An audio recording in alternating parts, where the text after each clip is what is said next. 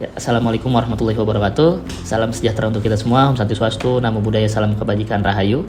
Izinkan saya mempresentasikan penelitian yang berjudul Menembus Tembok Keadilan bagi Masyarakat Tidak Mampu dalam Perkara Pidana. Penelitian ini dilakukan oleh saya, Robi Nur Tresna sebagai Ketua Peneliti, Mabsuti sebagai anggota 1, Syahril Hidayat sebagai anggota 2, dan Nabila Putri sebagai anggota 3. Latar belakang problematika dasar ketidaksetaraan ekonomi versus hukum. Jumlah penduduk Indonesia kurang lebih 270 juta di 2025 dengan 9,03% tergolong pada kalangan miskin, menciptakan kompleks masalah hukum atau ubi socies ibu ius.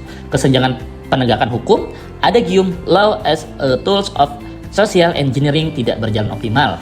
Kaum borjuis mudah menyewa advokat mahal. Kaum proleta tersandung kasus pidana karena himpitan ekonomi. Poin kedua, jaminan konstitusi dan upaya pemerintah.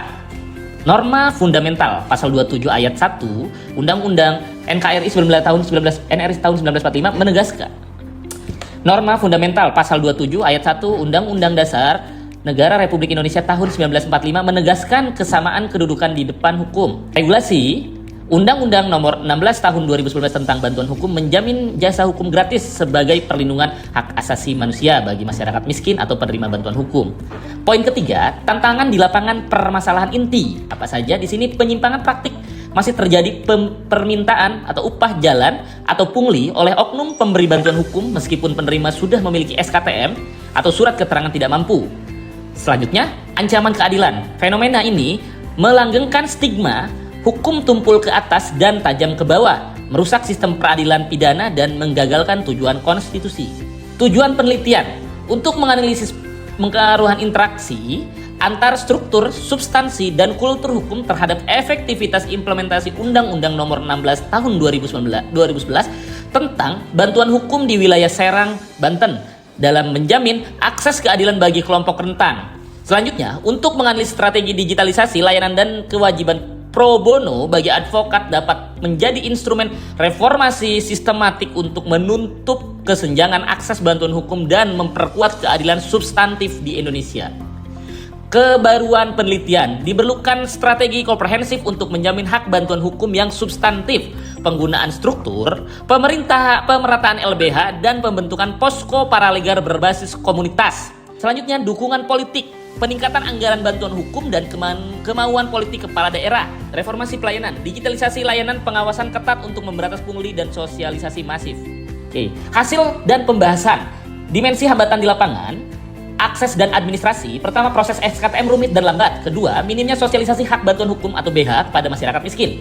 Kelembagaan dan anggaran. Pertama, keterbatasan sumber daya LBH, jumlah perkara melebihi kapasitas advokat dan dana operasional. Kedua, tumpang tindih atau sinergi lemah antara Kemenkumham, Pemda, APH, dan LBH. Integritas dan biaya. Pertama, adanya praktik pungli atau upah jalan yang bertentangan dengan asas BH gratis dalam pasal 4 Undang-Undang 16 tahun 2011. Aparat penegak hukum atau APH. Pertama, perilaku APH yang buruk menunda atau membebankan biaya tambahan.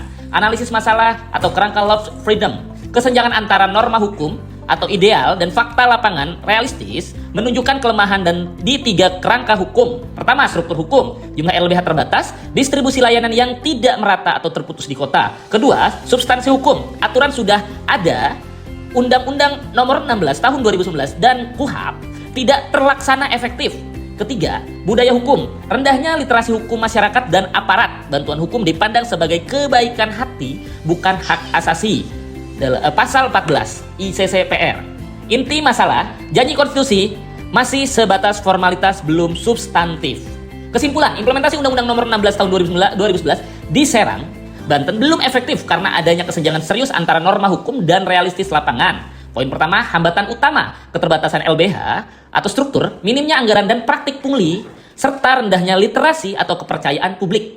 Implikasi menunjukkan kegagalan negara dalam memenuhi kewajiban konstitusional dan komitmen internasional sehingga akses keadilan masih diskriminatif bagi masyarakat miskin. Akses bantuan hukum harus diwujudkan sebagai hak dasar nyata untuk menjadikan hukum sebagai instrumen perlindungan dan keadilan substantif.